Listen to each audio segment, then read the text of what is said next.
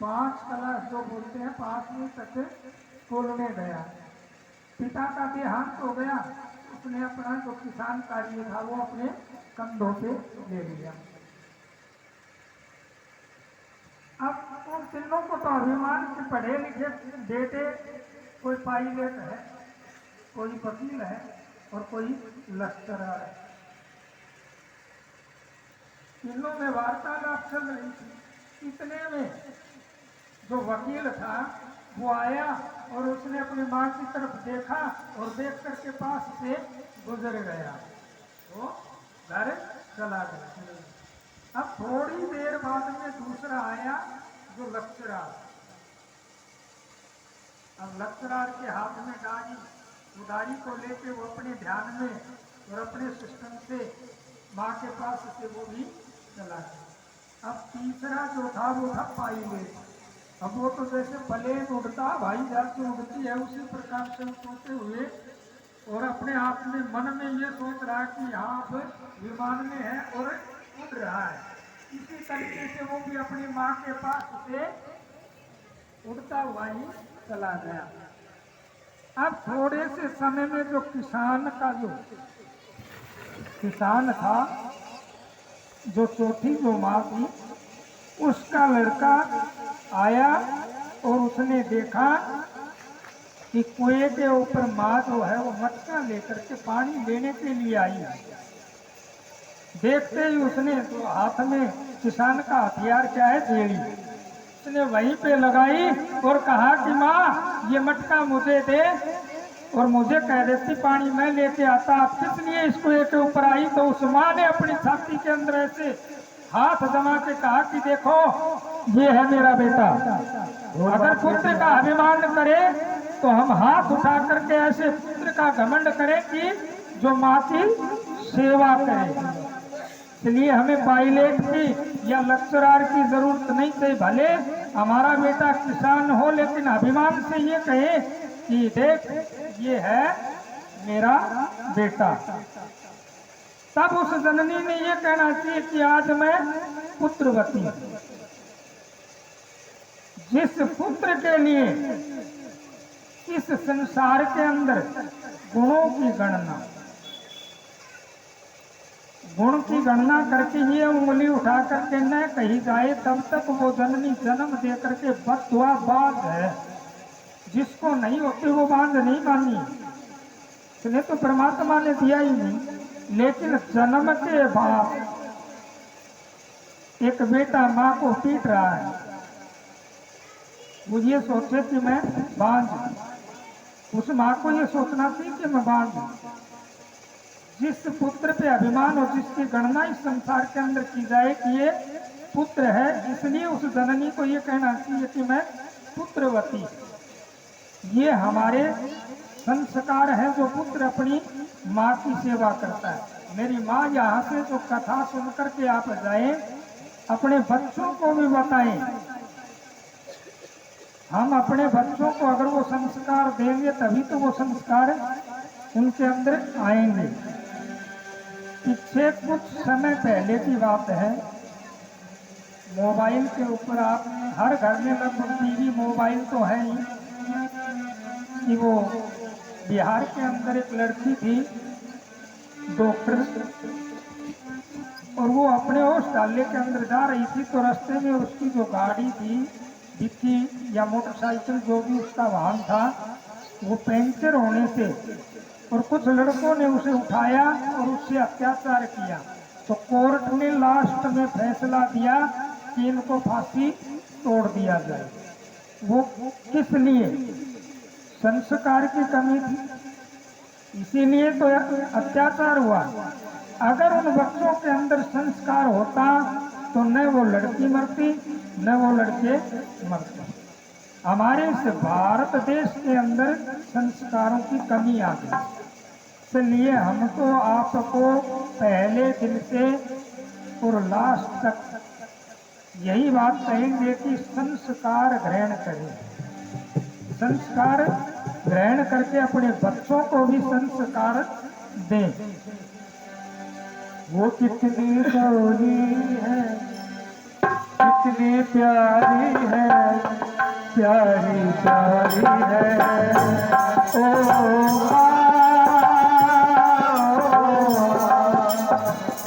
ओ माँ मेरी माँ। वो कितनी प्यारी है, कितनी भोली है, वो प्यारी प्यारी है ओ माँ, ओ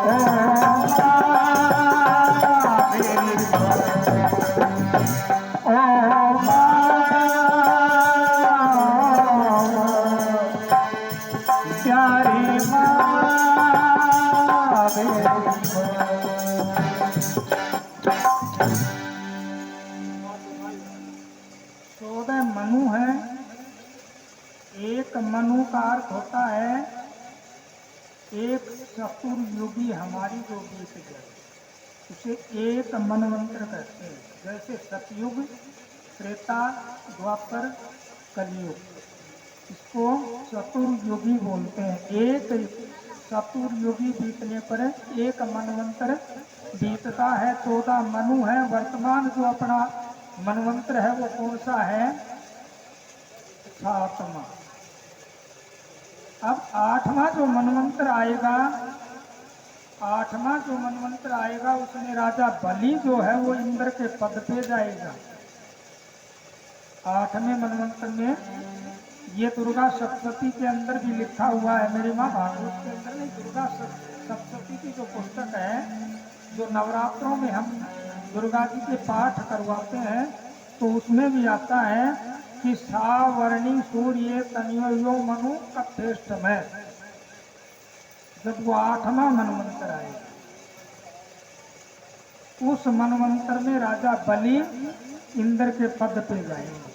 उसको इंद्र की गद्दी जो है, इंद्र का सिंहासन जो है वो मिलेगा। और अब जो प्रश्न है गजेंद्र मोक्ष का, देखो हमें भी अपने परिवार का अभिमान तो होता ही है कि बड़ा जिसका परिवार हो तो उसे अभिमान तो होता है। गजनाम हाथी का है। हाथी को भी अपने परिवार का अभिमान था, घमंड था। भगवान ने उसके घमंड को तोड़ने के लिए, देखो परमात्मा ने जब जब इस धरा के ऊपर अवतार लिए हैं वो किस लिए लिए मेरी मां?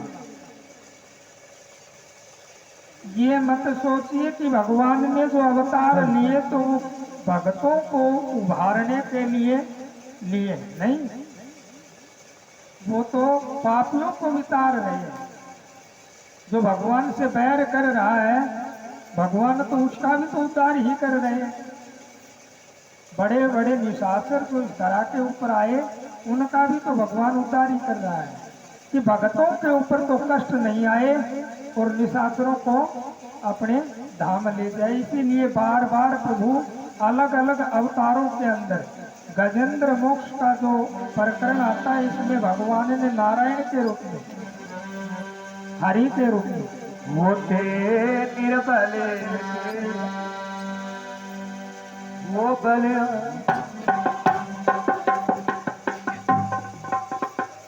हाथी को अभिमान था अपने परिवार के सहित जल पीने के लिए, जल पीने के लिए समुद्र के पास, दरियाओं के पास गया तो उसने मगरमच्छ, उसी जल के अंदर एक मगरमच्छ, ग्रह नाम जिसका, पिछले जन्म का भी उनका बैर था, पिछले जन्म का भी उनका बैर था। उसी के कारण उस जल में ग्रह रूप में, मगरमच्छ के रूप में उस हाथी का इंतजार कर रहा था। जैसे ही उस हाथी ने सह परिवार वहां जल ग्रहण किया तो हाथी के पैर को पकड़ लिया। अब पैर पकड़ने के बाद जो उसका परिवार था, हाथी का जो परिवार था, बेटे पोते मित्र बंधु रिश्तेदार जितने भी जो उसके साथ वहां आए हुए, सबने उसकी मदद की। देखो ये संसार बड़ा विचित्र है मेरी माँ, कि जब हम इस संसार से जाए तो ये संसार हमें मरने भी नहीं देता। सुख से अगर कोई इंसान मरना चाहे तो ये संसार हमें, ये परिवार जो है वो सुख से, सुख का मतलब कि अंत समय में उस परमात्मा का चिंतन कौन नहीं होने देता है, ये परिवार। बार बार उसके कान के पास जाकर के पूछेंगे, पिताजी आपकी कोई इच्छा। अब वो पिताजी ऐसे करके फिर अपने नेत्र बंद, बोलने की शक्ति तो है नहीं। बहू आएगी, पिताजी कोई इच्छा। वो फिर भगवान का अगर थोड़ा बहुत स्मरण करने की अगर इच्छा करे तो ये संसार जो है उस संसार में सुख से हमें परिवार मरने भी नहीं देता। अगर हम सुख से मरना चाहें तो इस संसार की ये विचित्र एक लीला है। जैसे भगवान कृष्ण की अनेकों लीलाएं हैं, उसी प्रकार से ये संसार भी एक लीलामय है। अब कभी तो वो परिवार उस हाथी को अपनी तरफ खींच ले और कभी मगर अपनी तरफ। दोनों में काफी वर्षों तक युद्ध चलता रहा। जल के अंदर जो जल का जीव था, मगर उसकी शक्ति अनंत गुना थी। काफी समय से युद्ध चलता रहा, लेकिन हाथी जो था वो कमजोर पड़ता। उसकी जो शक्ति थी वो क्षीण होती रही, क्योंकि उसे भोजन तो प्राप्त नहीं था, इसलिए उसकी ताकत जो थी वो कम होगी। अब परिवार ने विचार किया कि अब हमारा बस का काम नहीं है, तो सब छोड़ करके एकांत वन में चले गए। हाथी को अकेला छोड़ दिया। अब हाथी और मगर का झगड़ा होता रहा। अंत में जब हाथी ने धीरे धीरे प्रयास करते करते वो गज अपनी को ग्राह ने पानी की तरफ खींचना आरंभ किया, तो बताते हैं कि जब उसकी इतनी सूंड जो थी वो भार थी, और उसने विचार कर लिया कि अब तो जब शक्तिहीन होता है इंसान तब किसको याद करता है, भगवान को याद। अगर शक्ति हो उसी समय, अगर इस शरीर में हमारे ताकत है, पावर है, उसी समय अगर उस परमात्मा को याद करें तो वो हमेशा हमारा सहयोग देगा, हमारे साथ रहेगा। जब हम निर्बल कमजोर पड़ जाए तब उस परमात्मा को याद करते हैं।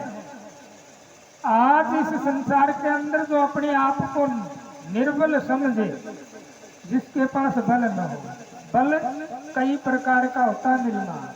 पैसे का भी बल होता है, संतान का भी बल होता है, मकान का भी बल होता है, और भूमि का भी बल होता है। पहले जो राजा लोग थे उनको राज्य का बल था। आज हमारे पास जमीन है, घर है, बेटे हैं, बेटी है, परिवार है, सुख से जी रहे हैं, वो भी हमारा बल है। इस बल से जो परे है वो अपने दोनों हाथ उठा करके उस प्रभु को याद करे और पुकार ले, होते निर्बल के बल राम भजोरे मन, होते निर्बल के बल राम भजोरे मन, होते निर्बल के बल राम भजोरे मन, किशन हरे ओ किशन हरे राम हरे किशन हरे, होते निर्बल के बल राम भजोरे मन, किशन हरे। दुर्योधन राजा हंकारी नगन करूं पांडवों की नारे, दुर्योधन के चक्रधारी नगन करो पांडवों की नारी, दुर्योधन के चक्रधारी नगन करो पांडवों की नारी। सतभुजा वीर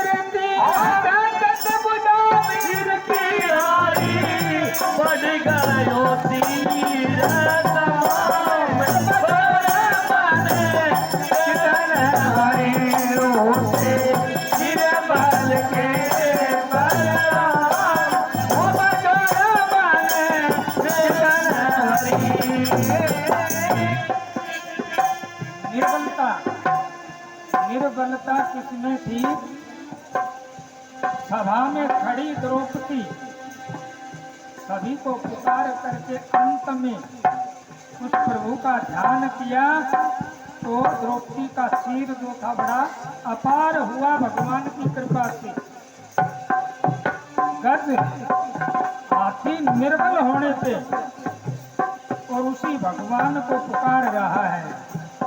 गज और ग्राह लड़े थे जल में और गज और ग्राह लड़े थे जल में गज का फंदा गल गागर में गज और ग्राह लड़े थे जल में गज का फंदा गल गागर में सारी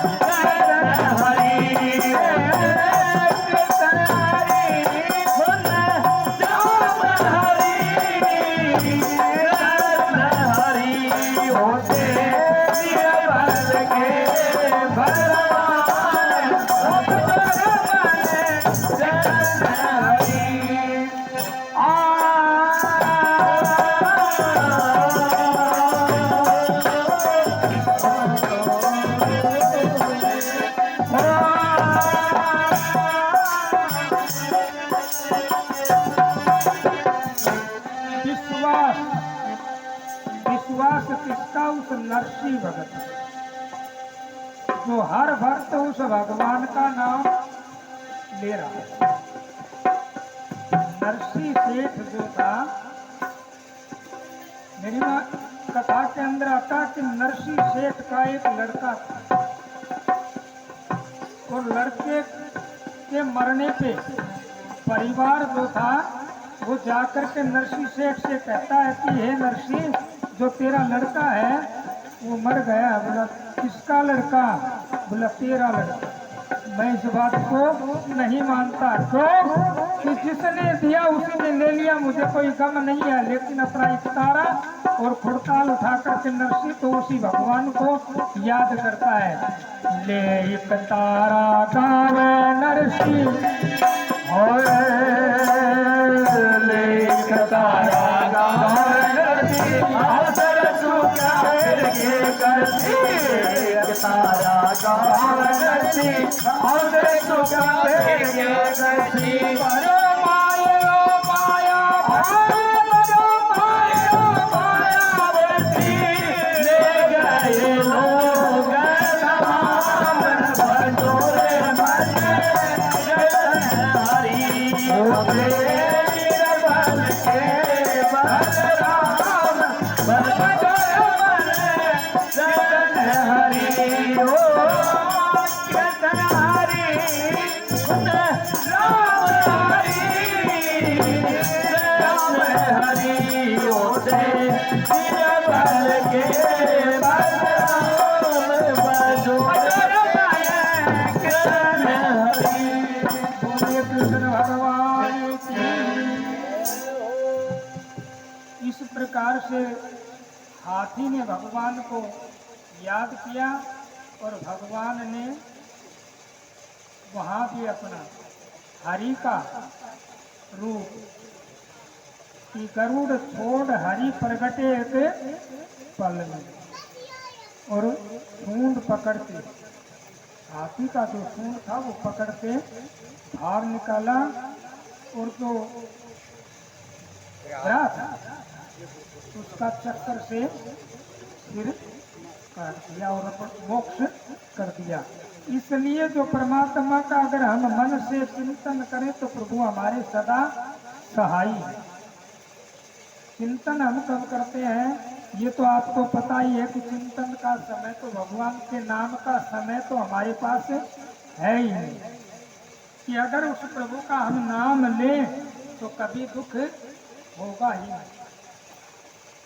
मेरी माता आपने काफी समय से काफी बार सुना है समुद्र मंथन।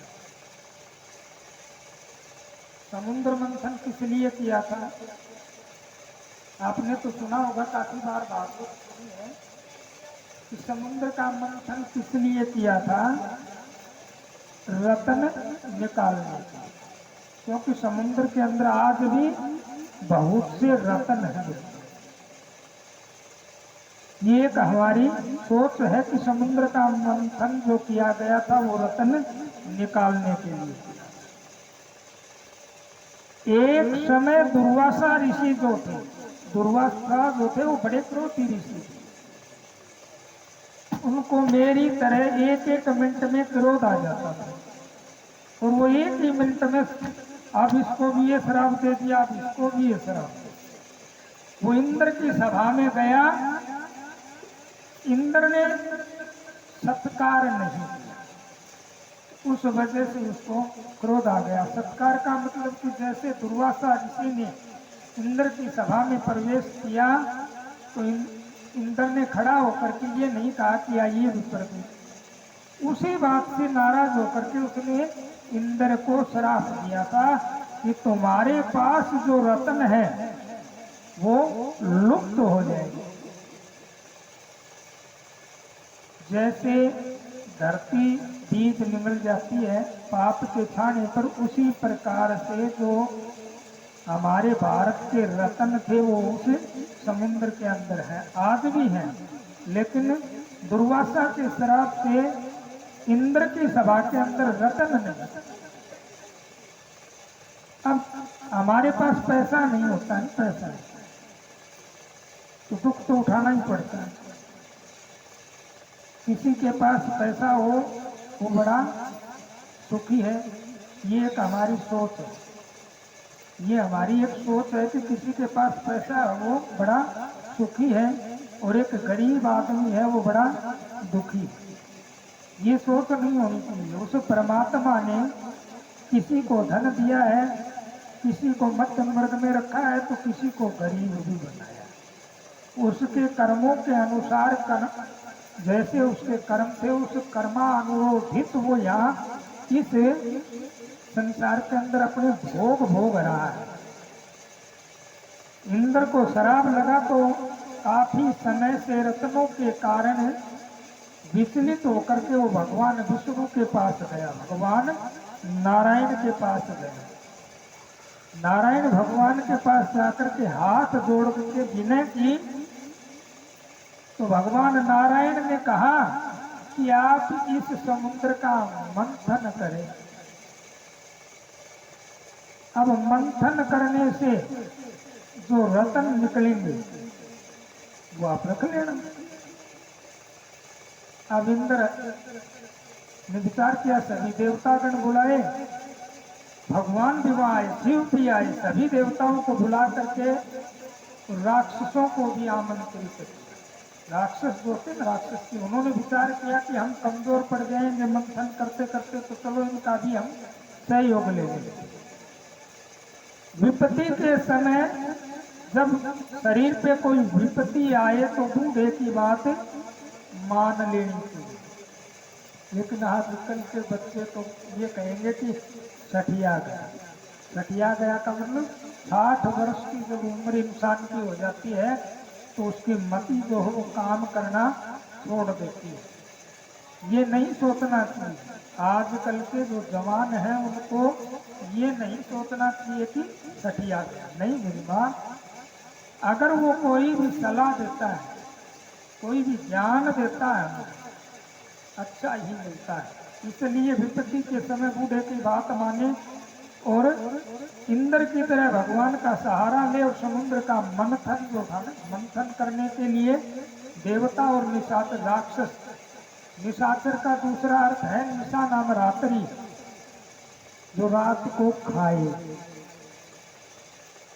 हम तो सभी, मैं भी निशाचर हूँ मेरी माँ, रात को देखो कहीं बारात में जाना पड़ता है तो रात को ही खाना पड़ता है। इसलिए जो हमारे संस्कृत के जो वर्ड है वो गलत नहीं है। निशा नाम रात्रि का और चरनाम की खाना जो रात को खाते हैं वो निशाचर। इसलिए सायकाल जो हम भोजन करते हैं उसका समय बता देता हूँ आपको। किस समय करें मेरी माँ? जब सूर्य अस्त होता हो उससे पहले, सूर्य अस्त से पहले हम भोजन कर लें वो भोजन उत्तम है। सोना कब तक चाहिए, कितने समय तक सोना चाहिए? सोने के लिए कम से कम समय चाहिए मात्र 6 घंटे। लेकिन अब तो सोते ही सोते रहते हैं। कोई 9 बजे उठता है, कोई 10 बजे उठता है, कोई टाइम नहीं है ना। तो उसका सोने का टाइम है वो रात को कभी 1 बजे सोएगा तो कभी 9 बजे सोएगा। उसका उठने का भी कोई टाइम नहीं है। वो सुबह उठेगा तो कोई 8 बजे, कोई 9 बजे, कोई 10 बजे। यही तो एक संस्कार की कमी है। इसलिए हम सोए तो कम से कम 6 घंटे, रात्रि 9 बजे हम सोए और प्रातः 3 बजे। कितना बजे? 3 बजे। पुराना जो टाइम था, पहले के टाइम को भी मैं आपको याद दिला देता हूँ। भागवत में भी यही लिखता है कि हम अपने पूर्वजों के पद चिन्ह पे चले। यही बातें हैं इसके अंदर कि हम पूर्वजों के पद चिन्ह पे चले, उनके बताए हुए रास्ते पे चले। मेरी माता 4 बजे, 2 साल 4 बजे चाकी चलनी शुरू हो जाती थी हमारे घर की, आटा पीसने के लिए। हाथ से जो आटा पीसते थे तो 4 बजे पर आते। वो जो नर थे हमारे, जो पिता लगाओ, दादा लगाओ, परदादा लगाओ, उनकी बड़ी सात्विक, ये जो बुद्धि थी ये बड़ी सात्विक थी। तामसिकता कब आई है कि जब हम रात का पिसा हुआ खाते हैं। आज रात को जिस नगर में चक्की चलती है और उसका पिसा हुआ हम खाते हैं तो हमारी बुद्धि जो है वो भ्रष्ट होगी। इसलिए एक छोटा सा आपको मैं इसी में एक उदाहरण के सहित बता रहा हूँ कि अगर हमें रात्रि में पिसा हुआ अन्न जो है वो खाना पड़ता है, खा ही रहे, उसको पिसाने का एक समय बताता हूँ मेरी मामा। सोमवार का दिन, सोमवार जो है वो सोमवार भगवान शिव का वार। आटा किस दिन पिसाएं? सोमवार को। कणक जो है गेहूं, गेहूं के अंदर 1 मुट्ठी इतना सा चना जो है ना, चना डाल दो तो उसकी नकारात्मकता जो है वो खत्म हो जाती। उस अन्न के अंदर कोई भी नकारात्मक ऊर्जा प्रवेश नहीं करती। जिस प्रकार से, इससे एक उदाहरण और बता देता हूँ। कई माताएं कहती हैं कि हमारे घर में लाभ नहीं, हमने कमाया भी, कमाते भी हैं लेकिन लाभ नहीं है। उस लाभ के लिए हम कहाँ जाते हैं? किसी पंडित के पास। पंडित जी हम कमाते तो बहुत है लेकिन हमें लाभ नहीं। अब पढ़े लिखे जो हों तो क्या बताएंगे पंडित? जहाँ जाएंगे तो भाई आप ये पूजा करेंगे, अनुष्ठान करेंगे, यज्ञ करें, आपको फायदा होता है। वो उसी हिसाब से पंडित जी के बताए अनुसार करता है, फिर भी उसे लाभ नहीं मिलता। वो लाभ नहीं मिलता। किस लिए नहीं मिलता मेरी बात? कभी सोचते हैं हम कि हम इतना कमाते हैं कि पहले तो बारिश से, वर्षा से जो अन्न होता था तो हमारे पूर्वज संतुष्ट थे, उनके मन को शांति थी, क्योंकि उनकी बुद्धि जो थी वो सात्विक थी। और अब तामसिक बुद्धि है तो हम इस धरती माँ का 3 बार सिन्ना चीर देते हैं और फिर भी हमें सब्र नहीं है कि किसी पड़ोसी का उठा के भी हम ही ले आए और अपना घर भर ले। संतोष नहीं है। इसीलिए तो लाभ का विपरीत किसी भी, आज मैं आपको रहस्यमयी बात बता देता हूँ मेरी माँ, कि किसी भी प्रश्न का आपको उत्तर चाहिए तो आप अपने मन से पूछिए, मन से ही वो सवाल करिए और मन ही उसका उत्तर देगा। किस प्रकार से देगा कि जो लाभ शब्द है उसको हम विपरीत करें, उल्टा करेंगे तो उसका अर्थ क्या होगा? भला। लाभ चाहिए तो हमें क्या करना है मेरी माँ? भला करो। अब भला करने की शक्ति जो है वो हमारे अंदर नहीं है, क्यों जी साहब की? भला करे तो लाभ मिलेगा और भला नहीं करेंगे तो लाभ कहाँ से होगा, चाहे हम कितना भी कमाएं। तो इसलिए किसी पंडित से पूछने से पहले भी मैं आपको बता देता हूँ कि लाभ चाहिए तो हमें क्या करना है? भला। भला कई प्रकार से होता है मेरी माँ। मैंने कल भी बताया था कि इस नगर के अंदर किसी गरीब की शादी हो तो मदद करें। पैरों से अगर कोई अपाहिज हो, अगर हमारी श्रद्धा हो तो उसका सहारा बने, ये लाभ के रस्ते। अगर कोई वृद्ध मतलब बूढ़ा जो आदमी है उसको हमारे सहारे की जरूरत है तो हम उसके सहारे बन जाए। कोई भूखा है उसको हम रोटी दें, ये भी एक सहारा है। कोई भूखा है उसको रोटी देना भी एक भला करना।